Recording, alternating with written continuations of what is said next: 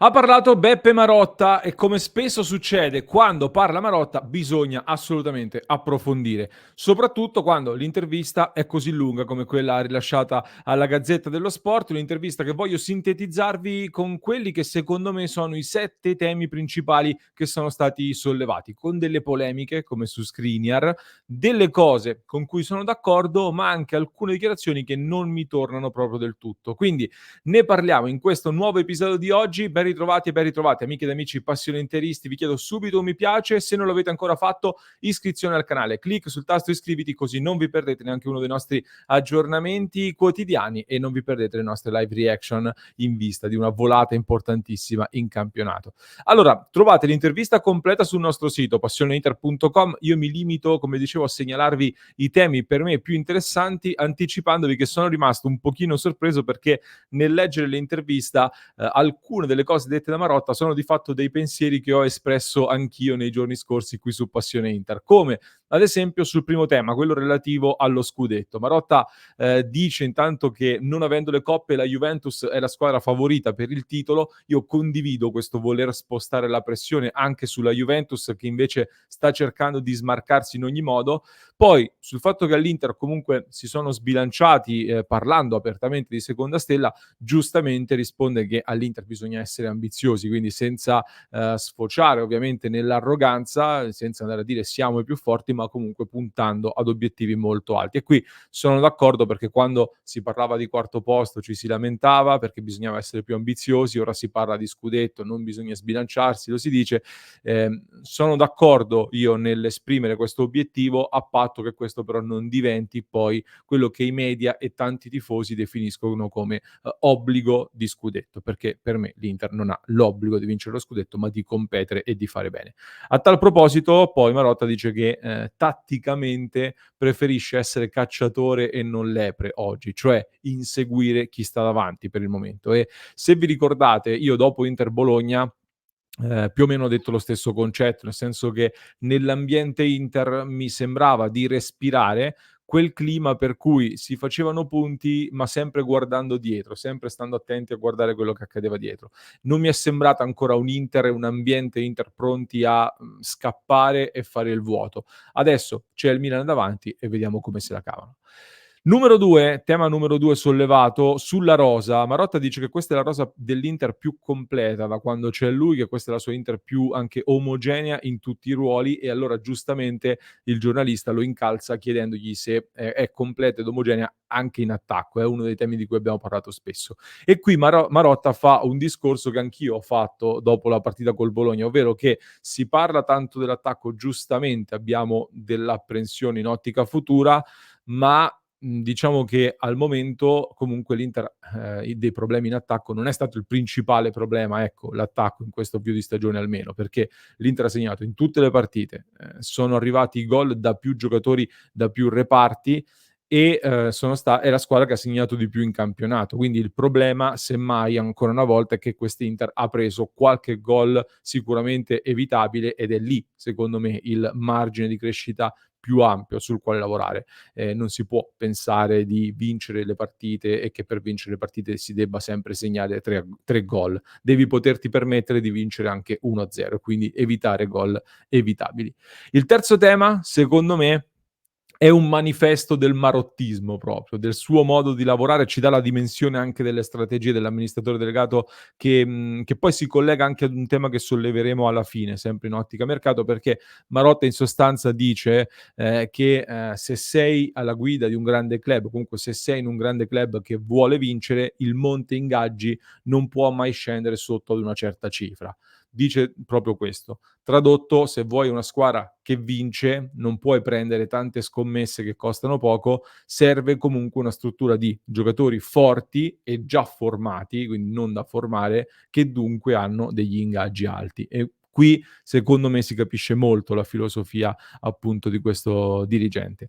A tal proposito, punto numero 4, Marotta preannuncia di fatto in questa intervista il rinnovo di Lautaro Martinez in arrivo, posso dirvi che dietro le quinte è stato confermato più o meno anche quello di Dumfries di fatto, e nella risposta su Lautaro Martinez getta anche l'amo per andare a parlare di Milan Skriniar, perché da tempo tra l'altro si diceva Marotta aveva promesso che avrebbe parlato un giorno di quello che è successo con Skriniar, perché non ha mai parlato? Ecco, quel giorno per parlare di Skriniar è arrivato e su Skriniar Marotta dice, punto numero 5, me lo sono appuntato in modo da non dire inesattezze, eccolo qua, ho provato un forte sentimento di delusione, perché quando un giocatore non rinnova non va contro la classe dirigenziale o contro il presidente, ma va contro la storia e il valore del club.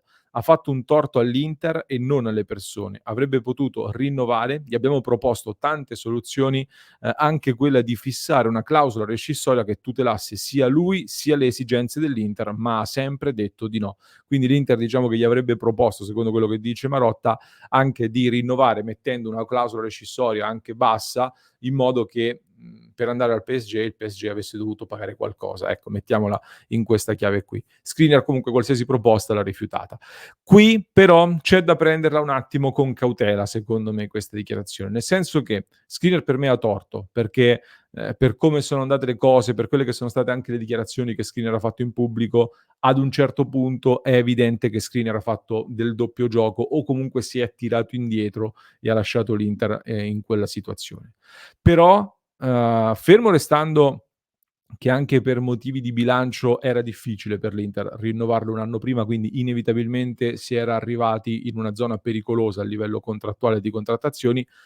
C'è da capire quando l'Inter ha fatto queste proposte di rinnovo a Skriniar di cui parla Marotta, perché se le hai fatte dopo tutta la sessione di mercato in cui più o meno poteva partire, si è iniziato a trattare il rinnovo soltanto a settembre-ottobre, quando la situazione di rapporto era già abbastanza compromessa, capisco che al dirigente fa arrabbiare, anche al tifoso fa arrabbiare, però il giocatore ha anche tutelato i propri interessi e non è differente magari anche da altre situazioni in cui noi siamo andati a prendere dei giocatori a zero, accordandoci per tempo. Certo che da un giocatore così importante per l'Inter, bandiera dell'Inter, si parlava di fascia da capitano, te lo aspetti magari un passo in più in favore dell'Inter per non andartene via a parametro zero. Però sono cose tra professionisti di oggi soprattutto mi sembrano sempre più rare in questo calcio e mi sembra abbastanza evidente. Arriviamo poi agli ultimi 2 temi, velocemente sul mercato di gennaio. Marotta fa capire che difficilmente si muoverà qualcosa in entrata, poi ovviamente se esce qualcuno, ci sono delle opportunità particolari, qualcosa si potrà fare. Io sinceramente non vedo modo in questo momento per far entrare giocatori come Taremi, di cui si sta parlando molto, senza far uscire almeno un giocatore a gennaio, ma anche facendolo uscire per me c'è poco spazio in questo momento, ma vedremo. Dipenderà molto anche dalle garanzie che Arnautovic e Sanchez soprattutto daranno nelle prossime settimane. Chiudiamo però con il settimo tema, che è quello che più di tutti mi ha sorpreso, perché a Marotta viene chiesto, e anche qui me lo sono appuntato, ehm, quanto è stato difficile chiudere lo scorso mercato in perfetto equilibrio tra entrate ed uscite. La risposta di Marotta è: l'Inter oggi è un modello di sostenibilità. L'Inter è oggi un modello di sostenibilità. È inammissibile che una proprietà debba continuamente immettere soldi. La famiglia Zhang lo ha fatto per circa 900 milioni di euro. Noi come management abbiamo un vantaggio, la possibilità di lavorare con tranquillità. Questo a Zhang va riconosciuto. Ma non c'è un club che oggi possa fare a meno del player trading. Un giocatore di peso all'anno va venduto. Questo il tifoso deve capirlo. Un giocatore di peso all'anno va venduto. E più che di perdere un calciatore, deve preoccuparsi che la propria squadra abbia vita perenne, garantendosi il presente ed il futuro. Passaggio molto importante, molto netto. Perché sono rimasto sorpreso? Perché parlare di Inter come modello di sostenibilità mi è parso un pochino forte. Ecco, in questi giorni sarà, presentato un bilancio sicuramente in miglioramento, un miglioramento molto importante, ma in cui ci sono ancora tra l'altro soldi immessi dalla proprietà. Si era detto che era inaccettabile, ma anche in questo bilancio ci sono dei soldi immessi dalla proprietà e soprattutto è un bilancio che ha ancora una perdita comunque pesante, perché si chiude con un -85, è sicuramente un netto passo avanti rispetto a quello prima, ma meno 85 è comunque una perdita pesante e sicuramente l'Inter si sta mettendo in carreggiata, lo dico da tempo. Quest'anno la prospettiva di avvicinarsi e magari anche raggiungere il pareggio di bilancio si sta facendo più concreta. Però il lavoro non è ancora completo. Anzi, visto che si parla di player trading, l'Inter la scorsa estate ha iniziato una rivoluzione della rosa che poi per motivi tecnici, ma anche per motivi economici, non è stata completata. Questo ti ha portato a comprare giocatori per chiudere il mercato come Sommer, Arnautovic, Sanchez o Quadrado, tra l'altro, che sono giocatori con cui, diciamo, non puoi competere meglio nell'immediato, quindi sul risultato immediato magari sei più competitivo, ma non puoi pensare di fare player trading con questi profili che ho menzionato. Questo significa che la prossima estate in cui hai preannunciato che un grosso nome dovrai venderlo, ecco, la rosa di grossi nomi da vendere con cui fare player trading con incassi forti è molto ristretta. Lautaro lo stai rinnovando e non credo che si voglia vendere. Thuram, se continua così, è già il principale indiziato un po' sulla scia di Onana. Altri nomi potrebbero essere Barella, Bastoni e in misura in questo momento un po' minore magari Di Marco, però sembra che ci sia questa volontà di tenere sempre il blocco italiano, per esempio. Dumfries è un altro nome in lista, ecco, mi è venuto in mente Dumfries, però anche lui serve che faccia un exploit per andare a delle cifre molto elevate, perché per essere sostenibili, come si dice, serve un incasso molto importante, visto che poi l'anno prossimo degli investimenti andranno fatti, almeno un attaccante di spessore probabilmente andrà preso, più tutte le altre operazioni che serviranno per completare la rosa. Quindi questo passaggio mi ha lasciato qualche perplessità. Nell'intervista poi però sono stati toccati anche tanti altri temi, ma ne parleremo nella diretta delle 19:30 in maniera più approfondita. Quindi intanto fatemi sapere se siete d'accordo con la mia analisi, cosa ne pensate delle parole di Marotta. Vi ricordo, se non l'avete ancora fatto, valutate la possibilità di abbonarvi al nostro canale per sostenere innanzitutto il nostro progetto e poi dal 1° novembre una novità, ecco, un vantaggio esclusivo per i nostri abbonati. Tutti i nostri abbonati avranno la possibilità di accedere all'archivio delle dirette in maniera esclusiva. Quindi considerate la possibilità di abbonarvi sui nostri canali o su passioneinter.club.